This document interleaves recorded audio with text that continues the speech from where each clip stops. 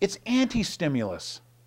And they're lying to you every day. But you're going to watch Hannity and Combs and O'Reilly and Oberman and all that, and they're going to lie to you. But you're going to keep on watching them. Why? Because you like their lies. Sounds good, makes you feel good. Boy, maybe we should get into the programming of masses and how it's done. You know, the Germans called it propaganda. What do you call it? So anyway, yeah, Citibank going down. Okay. So once again, do you remember the missing nukes? Do you remember the 5 frames with the Pentagon? Do you ever wonder why you're being lied to constantly? Okay, so my big news for you. When I say big news, it's like Zbigniew Brzezinski. He's the guy who told in a CFR thing that there's going to be these cities attacked. American cities attacked. And these attacks would be nuclear or biological. Meanwhile, you have FEMA training, I want to say, what's next to Illinois? Indiana police and stuff. And they're asking them questions like, where could we have like a mass graveyard if we needed one? Where could we bury a lot of bodies? You think I'm kidding. Just listen to this clip. This is, once again, a law enforcement officer being trained by FEMA. And what's FEMA asking? Where can we bury bodies? We'll come back. About 1.5 to 2 years ago, we started being contacted by FEMA saying, you've got to put some plans together. The first plans had to do with, the reason was avian flu. Now, I don't know. My brother's a doctor, and a couple hundred people around the world have died from bird flu. And not really a serious threat right now, unless they know something that we don't. But the point is, we were to put together a plan to vaccinate every person in the county within 48 hours. You're kidding me, wow. And then that plan has to be practiced 2 or 3 times. I mean, literally, we've gotten every police officer we can, and buses and volunteers, and set it up. And logistically, it's just really not possible to do. I mean, we've run through this thing 100 times and in our heads, and several times dry runs. It's just not logistically possible. But the point is, they want to be able to vaccinate people very fast for some reason. It might be bird flu, but my brother's saying that bird flu really is an event right now, unless they know something we don't know. Then the sheriff's department started getting long questionnaires. I got one myself. I didn't fill it out, and lots of questions. What kind of resources do we have? What kind of how many officers? What can we handle? What are you going to do if Chicago has an emergency and you have 400,000 people heading in your county? Where can you put mass graves? We need to know spaces of mass graves. How many can you handle? Can you handle bodies from surrounding counties and those types of things? And we're going, what the heck are you guys talking about? Tell us what's going on. Oh, nothing's going on. We're just contingency plans. If something ever happened, we just really need to know how to handle things. And then I was contacted by Homeland Security through what they've got. What we have to do is have what is called a hazard mitigation plan. All right, well, that sounds good. And what they're saying is, FEMA is saying that disasters are costing them too much money. So we've got to have a plan to mitigate the damage from disasters if a disaster ever happens. And I understand you've got New Orleans, you've got fires in California, and you've got tornadoes in Oklahoma, and you have those things going on. But we're looking at them going, look, we're in the middle of a cornfield. What kind of disasters are we talking about? Oh, earthquakes and fires and flooding and tornadoes, and okay, well, what are the real chances of those things happening to us? Oh, it's very rare, but still, we want to have mitigation plans. What kind of stuff you talk about? I just had my last meeting today with them, in fact, and they're literally telling me that they want to harden our fire stations.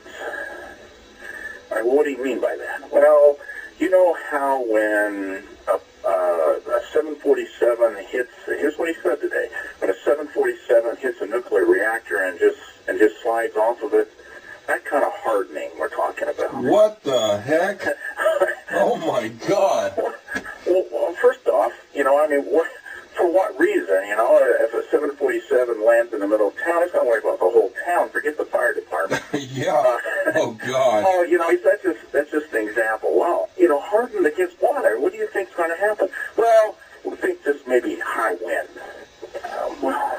Those are two different things you're talking about there. You know what is going on? And they're just so we've had to put together. And I went to the first two meetings. There's 6 mandatory meetings. That was the first 2, and I said this is a waste of time. If you don't show, well, what's going to happen? Well, we don't know, but the law says you have to be involved in it. So we set up this meeting today and had this final meeting. But when we first got there, they laid this map out. It's like 10 feet by 5 feet of the whole county. And he said, we want to know every important thing in this county. We want to know where police departments are, where weapons are stored, hazardous material, where can we land a helicopter, where are the airports, how big of a plane can you land in those airports, where are all the bridges, where are all the power stations, where are all the generating stations, where are all the substations. I mean, they literally want to know everything. And I'm sitting there thinking of this as, and I'm thinking, man, if there was ever a martial law, this kind of information is exactly the kind of stuff they're going to want, because we're just laying it all out for them right there. Now, do I have to show you the coffins? You think I'm kidding. Yeah. Well, next time you're in Google or whatever, Google FEMA coffins. Yeah. What are they planning? And this is why it's important, because I say that, they've lied to us constantly, and they don't mind killing people. As a matter of fact, these global elitists, they kill people all the time. Okay? They're killing machines. They fund wars. They don't care how many innocents get killed. Look at Iraq. They didn't even attack us. They've got us to kill 1 million of the Iraqis, and they never even attacked us. Are you going to put up with more of this? Yeah, so anyway, here's a do you remember. Do you remember Ari Fleischer? He was the press secretary for the White House. And Ari Fleischer said, we got on Cipro, the White House, got on Cipro weeks before the anthrax attacks. How did they know back in 2001? Didn't they use that anthrax attack to put fear into us? And wasn't it like the opponents of Bush who got the anthrax mailed to them? Some people in Florida who wrote bad articles about the Bush twins out there partying? The question for you people is, how did Ari Fleischer and the White House know to get on Cipro weeks before the anthrax was released? And you think I'm kidding.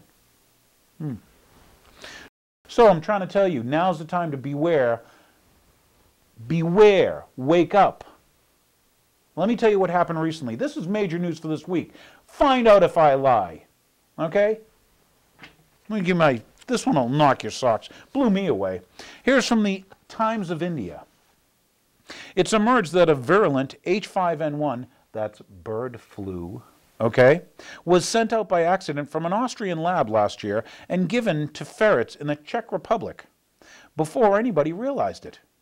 As well as the risk of escaping into the wild, the H5N1 got mixed with a human strain which might have spawned a hybrid which could have unleashed a pandemic. Now it's funny, with Tamiflu, right? Who's going to make money if all of a sudden there's a pandemic of flu stuff? Hey, Donald Rumsfeld's going to make money, isn't he? Because he's involved with the company that makes Tamiflu. Hey, isn't George Baker also? Yeah, boy. These little Carlyle Group, globalist, CFR, Council on Foreign Relations, Bilderberg people, they all kind of get together, don't they? They keep coming back in and with each other. But this interesting thing, okay, about this thing, last December, an Austrian branch of a U.S. vaccine company, Baxter, they're part of Bayer. Remember, Bayer got caught, okay, with their Factor VIII blood product, with simian virus 40 in it. And millions of ampules of this went out. And you wonder how all those people in Africa got AIDS. And people in France are serving time in prison because Bayer knew it. The FDA stopped it, bless them for stopping it over here, but they allowed it to be shipped to other countries. Yeah, find out if I'm wrong. Type in Bayer ships AIDS virus tainted vaccine. And you think I'm kidding.